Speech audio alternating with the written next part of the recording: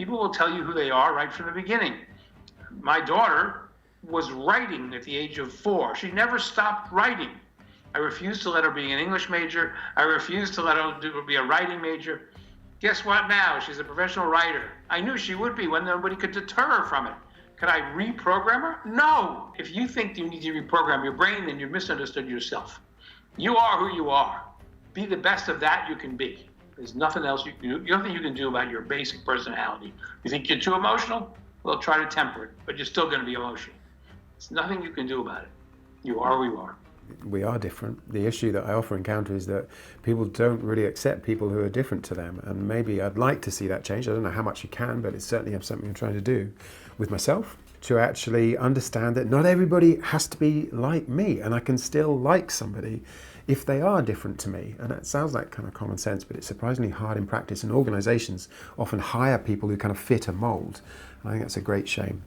But something that we're working on a lot really is, I think sometimes people's perception of themselves is defined in certain conditions. I'll give you an example. You know, I hadn't been in a fight.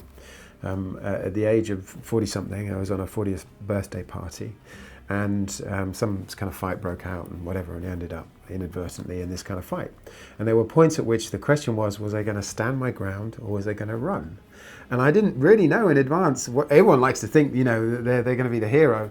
But as it turned out, I kind of stood my ground. And from that point onwards, I knew what kind of person I was in that situation. But had I run, I think that would have bugged me for a long time. So I guess that sometimes, you know, we can put people in situations which kind of redefine the way they see themselves. It's not to change them, but those experiences can be quite important.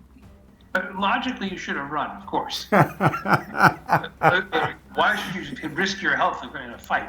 But the problem is that you have a self-image, and that self-image matters. You can't. You'd be berating yourself for years for running. Yeah. You should have run. Yeah. This video was brought to you by Primed Media. Get in touch if you would like any films or training.